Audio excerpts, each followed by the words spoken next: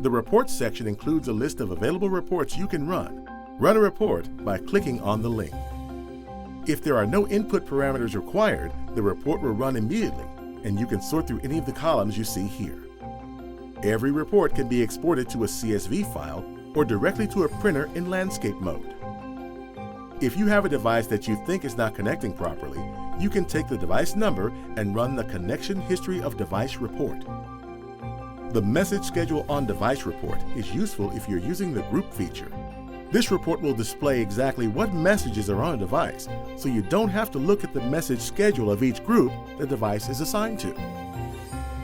All reports do have a summary of information at the top. That is also outlined in the user guide if you have any questions about what data a report provides.